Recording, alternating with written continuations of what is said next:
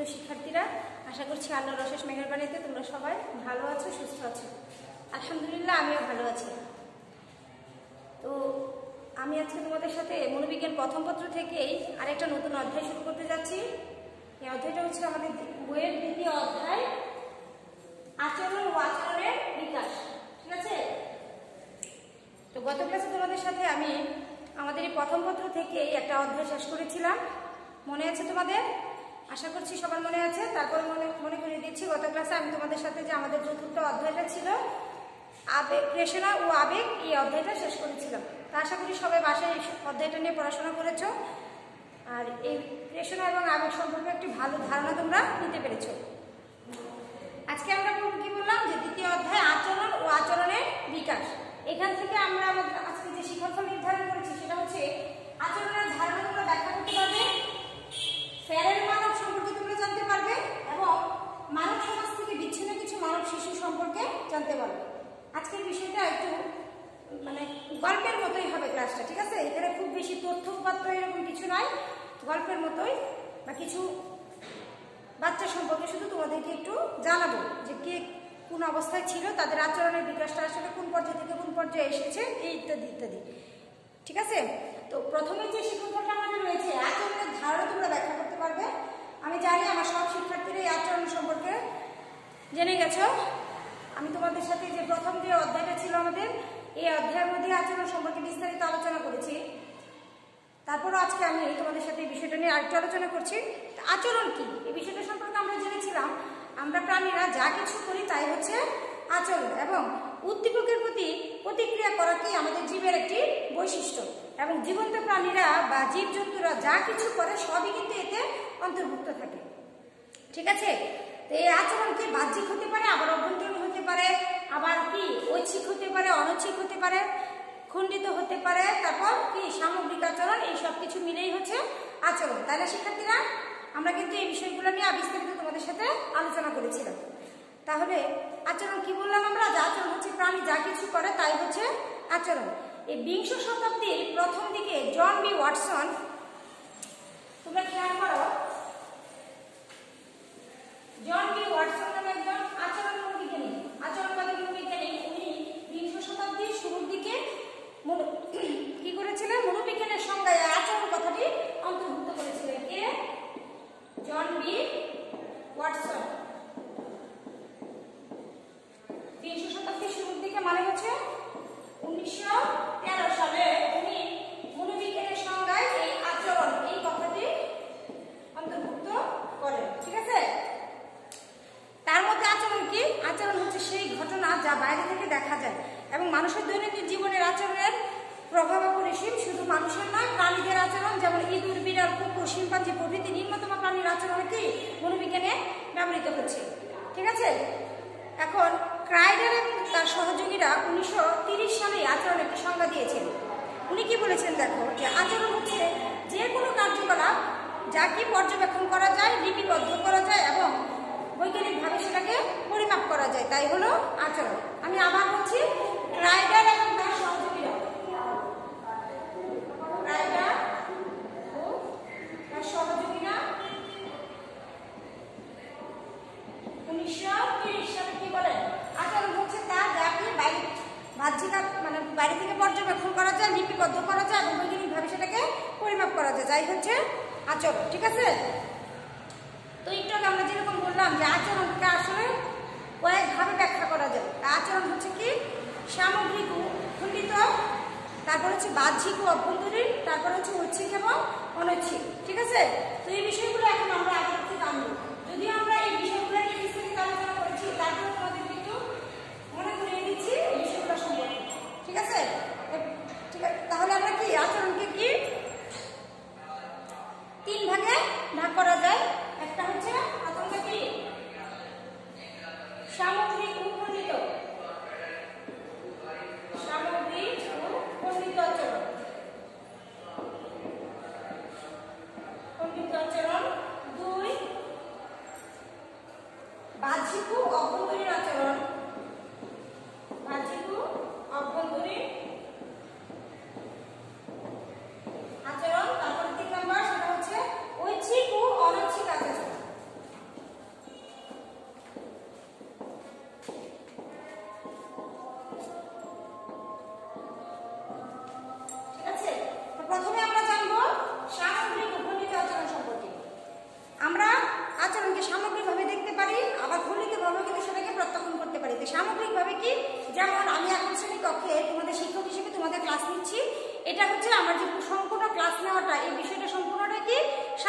আচরণ। আর এখানে খণ্ডিত আচরণ তাহলে কোনটা? ওই যে আমি কথা বলছি, আমার হাত নড়ছে, আমার ঠোঁট নড়ছে, আমার চোখের পলক পড়ছে, সবই কিন্তু আমার খণ্ডিত আচরণ। ঠিক আছে, তাহলে আমরা সহজে বুঝতে পারলাম খণ্ডিত আচরণ কি এবং সামগ্রিক আচরণ কি। তাহলে শিক্ষার্থীরা তাহলে আসো পরের যে আচরণটা সেটা একটু সহজে নিই। বাহ্যিক ও অভ্যন্তরীণ আচরণ। বাহ্যিক আচরণ কি? বাইরে থেকে যেটাকে পর্যবেক্ষণ করা যায় বা দেখা যায় সেটা হচ্ছে বাহ্যিক, আর অভ্যন্তরীণ হচ্ছে ভিতরে যে আচরণটা চলতে থাকে সেটা হচ্ছে অভ্যন্তরীণ আচরণ। এখন বাইরে থেকে কোনগুলো পর্যবেক্ষণ করা যায়? এই যে আমি বোর্ডে লিখছি, তোমরা দেখতে পাচ্ছ, আমি তোমাদের সাথে কথা বলছি, সেটা তোমরা দেখতে পাচ্ছ, আমার হাত নড়ছে, পা নড়ছে, তারপর আমি একটু হাঁটাচলা করছি, এখন এই সবই কিন্তু আমার বাহ্যিক আচরণ। এখন তাহলে আমরা জানবো কি অভ্যন্তরীণ আচরণ কোনগুলো? যেগুলোকে চোখে দেখা যায় না সেগুলো হচ্ছে অভ্যন্তরীণ। যেমন আমার যদি মাথা ব্যথা করে, কারো মাথা ধরা, চিন্তা করা বা শারীরিকভাবে কোথাও কোনো ব্যথা অনুভব করে, সবই কিন্তু আমাদের অভ্যন্তরীণ আচরণ। ঠিক আছে শিক্ষার্থীরা, তারপরে এখন যেটা সেটা হচ্ছে ঐচ্ছিক ও অনৈচ্ছিক আচরণ। এই বিষয়গুলো একটু জানবো। ঐচ্ছিক কি? যে আচরণগুলো করার ক্ষেত্রে ব্যক্তি নিজের ইচ্ছার উপর নির্ভর করে বা নিয়ন্ত্রণের মধ্যে থাকে সেগুলো হচ্ছে ঐচ্ছিক আচরণ। আর অনৈচ্ছিক আচরণ হচ্ছে যে আচরণগুলো ব্যক্তির নিয়ন্ত্রণের বাইরে বা সে চাইলেও এটাকে কন্ট্রোল করতে পারে না, এটাই হচ্ছে অনৈচ্ছিক আচরণ। এখন ঐচ্ছিক আচরণ কি?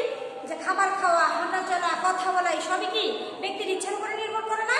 হ্যাঁ শিক্ষার্থীরা, এই সবই কিন্তু আমাদের ব্যক্তিদের ইচ্ছার উপরে নির্ভর করছে। ঠিক আছে, কিন্তু এই যে আমি যে কথা বলার সময় বা এখন ক্লাস নেওয়ার সময় আমার ভিতরে শ্বাস প্রশ্বাস মানে প্রবাহিত হচ্ছে, তারপরে হচ্ছে আমার হৃৎপিণ্ডের ক্রিয়া চলতেছে, এই সব কিছু কি দেখা যায়? বাইরে কি আমার নিয়ন্ত্রণের ভিতরে আছে? না শিক্ষার্থী। তাহলে এই যে আমার হৃৎপিণ্ডের ক্রিয়া, শ্বাস প্রশ্বাস বা আগুনে হাত লাগা মাত্র আমি আমার হাতটাকে সরিয়ে নিয়ে আসবো, এগুলো তো আমার নিয়ন্ত্রণের মধ্যে নাই। তো এইগুলো হচ্ছে আমাদের অনৈচ্ছিক আচরণ। ঠিক আছে শিক্ষার্থীরা, তো তোমরা আগের ক্লাসগুলোতে আরো বিস্তারিত দেখবে, খেয়াল করে যে বিষয়গুলো আসলে কি ক্লাসে ছোট করে তোমাদেরকে শুধু একটু বোঝানোর চেষ্টা করলাম এই আচরণগুলো সম্পর্কে। ঠিক আছে, তো এখন এই যে বিভিন্ন ধরনের আচরণ আমরা করি, এই আচরণগুলো করার ক্ষেত্রে কিন্তু কিছু বিষয় আমাদেরকে প্রভাবিত করে। এক্ষেত্রে আমাদের আচরণের উপরে কিন্তু শিক্ষার্থীরা শিক্ষণের একটা গুরুত্বপূর্ণ প্রভাব রয়েছে। ঠিক আছে, আবার পরিপক্কতা এবং পরিণমন এই বিষয়গুলোর একটা প্রভাব কিন্তু আমাদের আচরণের মধ্যে থাকে।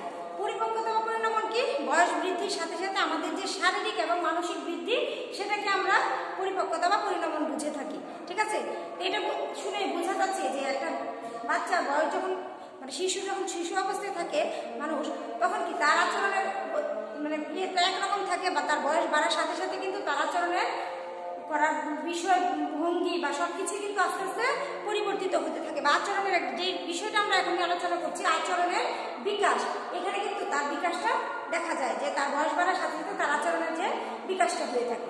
ঠিক আছে শিক্ষার্থীরা, তাহলে আমরা কি বুঝলাম? যে এই আচরণগুলোর পিছনে শিক্ষণের একটা প্রভাব রয়েছে গুরুত্বপূর্ণ, এবং পরিপক্কতা এবং পরিণমনের একটা গুরুত্বপূর্ণ প্রভাব রয়েছে। ঠিক আছে, এক্ষেত্রে আবার দেখো এই যে শিক্ষণ বিষয়টা, এটা কিন্তু আমাদের সামাজিকভাবে প্রাপ্ত একটা বিষয় শিক্ষণটা। ঠিক আছে, আর পরিপক্কতা বা পরিণমন এই বিষয়টা কিন্তু অনেকটাই বংশগতির সাথে সম্পর্কযুক্ত। ঠিক আছে শিক্ষার্থীরা, তো এক্ষেত্রে দেখা যাচ্ছে যে পরিপক্কতা নির্ভর করছে কি বংশগতির উপর, পরিবেশের উপর নয়। আর শিক্ষণটা কিন্তু বেশিরভাগ সম্পূর্ণটাই কি সামাজিক পরিবেশের উপরে নির্ভর করছে।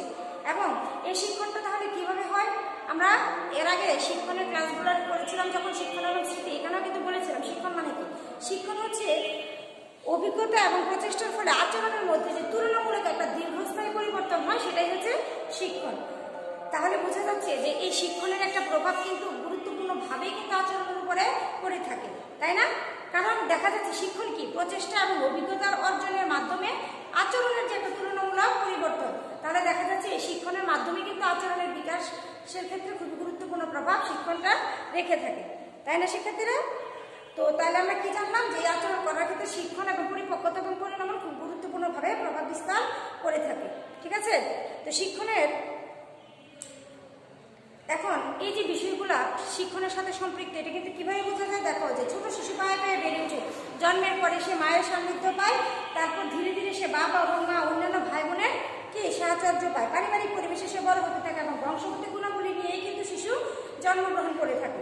কিন্তু বড় হয় সে পারিবারিক পরিবেশে, এবং তাই তার আচরণ নিয়ন্ত্রিত হয় অনেক ক্ষেত্রেই পারিবারিক পরিবেশ দ্বারা, এবং যে পরিবেশে সে বড় হয় সেটার দ্বারা। এবং ব্যক্তি জীবনে বংশগতির প্রভাব বেশি না পরিবেশের প্রভাব বেশি, এই বিষয়টা কিন্তু একটু আমাদের জানা দরকার। তো এখানে দেখা যাচ্ছে প্রথমে শিশু কি বংশগত কিছু গুণাবলী নিয়ে জন্মগ্রহণ করে একটা পরিবারে, এবং এই পরিবারে সে তার বাবা মা ভাই বোনদের সবার সাথে সাহচর্যের সান্নিধ্যে আস্তে আস্তে সে বড় হয়ে ওঠে।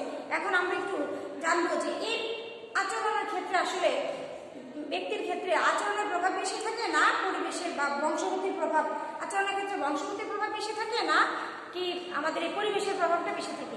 এই বিষয়টা আসলে জানার জন্য এটা আমাদের পর যে দুইটা শিক্ষণফল ছিল, ফেরেল মানব এবং মানব সমাজ থেকে বিচ্ছিন্ন কিছু মানব শিশু, এই দৃষ্টান্তগুলো আমরা একটু আলোচনা করবো এখন। ঠিক আছে শিক্ষার্থীরা?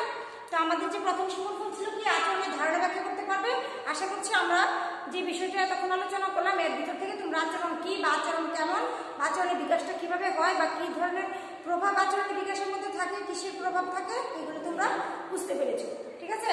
তাহলে চলো আমরা আমাদের যে পরবর্তী শিক্ষণফল ফেরেল মানব সম্পর্কে একটু জানার চেষ্টা করি।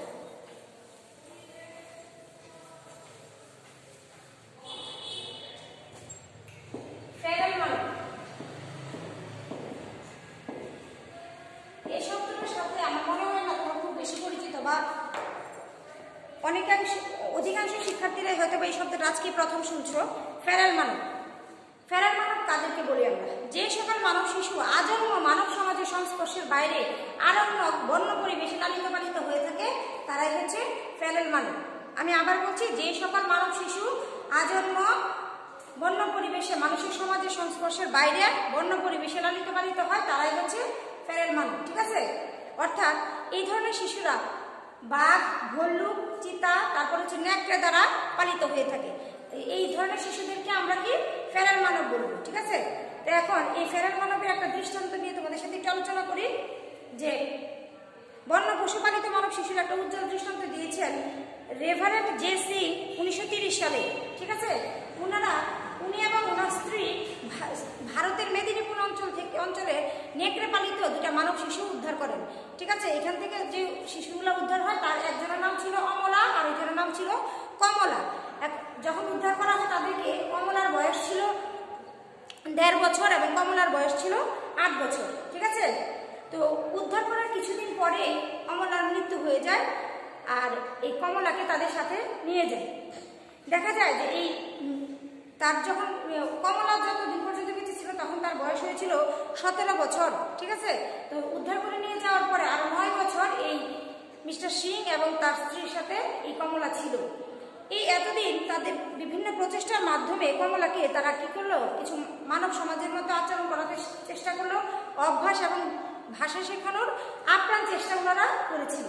দেখা গেল যে কমলাকে যখন উদ্ধার করা হয় তখন কমলা তার কোণে এবং হাঁটুর উপরে ভর করে চলত, 2 হাত দিয়ে চেটে চেটে খাবার খেত এবং পানীয় পান করতো, মানে জিহ্বা দিয়ে চেটে পানীয় পান করতো, এবং সে সবসময় কি করতো, সেই সময় কাঁচা মাংস খেত। দেখা যায় যে মেঝেতে যখন পানি দেওয়া হতো তখন ঢেলে দিলে এই চেটে চেটে মেঝে থেকে পানি চেটে সে খেত, এবং সে কি করতো, সবসময় দিনের বেলা ঘুমোতো এবং রাতে সজাগ থাকতো, এবং সে জন্তুর মতো আওয়াজ করতো, এবং কাছে যদি তার কাছে কেউ যেত তাহলে সে পশুর মতো গর্জন করে উঠত। ঠিক আছে? এবং মানে দেখা যেত সে মানে তীব্র আলো দেখলে খুব ভয় পেত এবং আগুন দেখলে খুব ভয় পেত। ঠিক আছে? তাকে কোনোভাবে তাকে পোশাক পরানো যেত না, এবং যে কোনো ধরনের কাপড় যদি তাকে পরানো হতো জোর করে, এবং সে টেনে ছিঁড়ে ফেলত। ঠিক আছে? তো এইভাবে মিসেস সিং কি করলো, তাকে কিছুটা আমাদের মানব সমাজের মতো করে আচরণ করানোর চেষ্টা করলো, এবং ভাষা এবং শেখানোর চেষ্টা করে। তার অক্লান্ত প্রচেষ্টা এবং চেষ্টায় অধ্যবসায়ের মাধ্যমে কমলার মধ্যে মনুষ্যসুলভ কিছু কিছু আচরণ পরবর্তীতে দেখা গিয়েছিল। কিন্তু এসব আচরণ আয়ত্ত করতে সাধারণ শিশুদের যে সময় লাগার কথা তার থেকে অনেক বেশি সময় কমলা নিয়েছিল, এবং সে যখন 2 পায়ের উপরে ভর করে দাঁড়াবে এই বিষয়টা আয়ত্ত করতে কমলার মানে একদম 1.5 বছর সময় লেগেছিল, এবং সে 4 বছর প্রচেষ্টা করার ফলে এই কমলা হাঁটতে শিখেছিল। এবং কিন্তু সে যখন দৌড়াতো তখন কিন্তু সে অবশ্যই 2 পা এবং 2 হাতের উপর ভর করেই দৌড়াতো। ঠিক আছে? এবং সবচেয়ে আশ্চর্যের বিষয়, কমলা যখন মারা যায় তখন পর্যন্ত সে মাত্র 50 থেকে 52টি শব্দ সে উচ্চারণ করতে শিখেছিল। এর মধ্যে দেখা গেছে যে প্রথম 4 বছর অভ্যাস করার পরে মাত্র 6টা শব্দ, এবং পরবর্তী 5 বছরে আরো 45টি শব্দ সে আয়ত্ত করতে শিখেছিল। ঠিক আছে? তো এই 15 বছর বয়সের মধ্যে ধীরে ধীরে কমলা কিছু কিছু মানবিক গুণাবলী অর্জন করে এবং সে অন্যান্য মানুষের সহচর্যে কিছুটা আনন্দ পেত। এবং কমলা 17 বছর পর্যন্ত বেঁচে ছিল এবং সেই 17 বছরে তার বুদ্ধিবৃত্তিক কিছুটা বিকাশ ঘটলেও তা কিন্তু স্বাভাবিক শিশুর মতো ছিল না। এবং সেটা কি ছিল জানো, 4 বছরের একটা বাচ্চার মানসিক বিকাশ যেমন থাকার কথা, এই 4 বছরের বাচ্চার মানসিক বিকাশকেও সে অতিক্রম করতে পারেনি। কমলা কিন্তু আমাদের মতো কি ইন্দ্রিয়, পেশি এবং স্নায়ুতন্ত্রের অধিকারী ছিল, কিন্তু জন্মাবধি মানব সমাজ থেকে বিচ্ছিন্ন কিছু বন্য পশু দ্বারা লালিত পালিত হওয়ার কারণে কিন্তু তার মধ্যে এই মানব আচরণ বা তার যে ভাষা শেখা বিষয়টা এসব কিছু অনুপস্থিত ছিল। দেখা গেছে যে কমলা ছাড়াও আরো এরকম বেশ কিছু শিশুদেরকে কিন্তু উদ্ধার করা হয় এবং তাদের ক্ষেত্রেও এই ধরনের ঘটনাই ঘটেছিল। এবং দেখা গেছে এসব শিশু দৃষ্টান্ত থেকে বোঝা যায় যে মানুষ শুধু তার কি বংশগত গুণাবলীর জন্যই মানুষ নয়, পরিবেশেও কিন্তু এক্ষেত্রে সক্রিয় ভূমিকা পালন করে থাকে, তাই না শিক্ষার্থীরা? তাহলে আমরা ফেরেল মানব সম্পর্কে কি জানলাম, যে ফেরেল মানব হচ্ছে যে আজন্ম মানব সমাজের বাইরে বন্য পশু দ্বারা লালিত পালিত হয়, ঠিক আছে? এবং কি দেখা গেছে এখন এখানে দেখো যে বংশগত ভাবে কিন্তু এই কমলা বা অমলা তারা কিন্তু সবই মানে আমরা মানুষরা যেরকম ঠিক এরকমই ছিল, তার পেশি, স্নায়ুতন্ত্র সবকিছুই কিন্তু ঠিক ছিল, কিন্তু সে আজন্ম কি এই পশু দ্বারা লালিত পালিত হওয়ার কারণে কিন্তু পশুর মতো আচরণ তারা করেছিল। এখানে কিন্তু দেখা গেছে সম্পূর্ণভাবে তাদের উপরে পরিবেশের একটা সক্রিয় প্রভাব ছিল, ঠিক আছে? তো এই জানলাম আমরা ফেরেল মানব সম্পর্কে। এখন আমরা জানবো মানব সমাজ থেকে বিচ্ছিন্ন কিছু শিশু কিন্তু যারা কি ফেরেল মানব না, কিন্তু মানব সমাজ থেকে বিচ্ছিন্ন একেবারে আলাদা একটা পরিবেশে তারা লালিত পালিত হয়েছে, ঠিক আছে? তো এই মানব সমাজ থেকে বিচ্ছিন্ন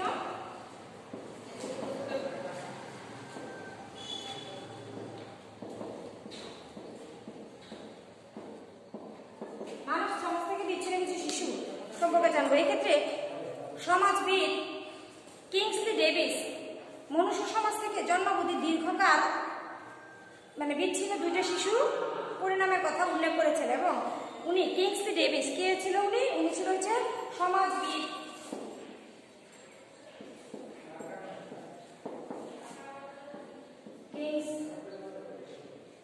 কিংসলি ডেভিস,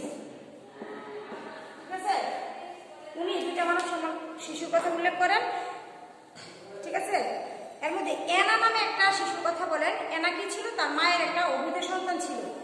এনার মা তার বিপত্নিক পিতার কাছে থাকতেন এবং তার পিতার চাপে পড়ে এনাকে উনি কি করলো, একটা নির্জন একটা খামার বাড়িতে একটা কক্ষে বন্ধ করে রাখলো। শুধুমাত্র এনাকে যখন দুধ খাওয়ানোর প্রয়োজন হতো বা খাবার দেওয়ার প্রয়োজন হতো তখন উনি গিয়ে বাচ্চাটাকে খাবার খাইয়ে আসতেন, ঠিক আছে? আর এনার মা সারাদিনই তার বিভিন্ন কাজকর্মে ব্যস্ত থাকতেন।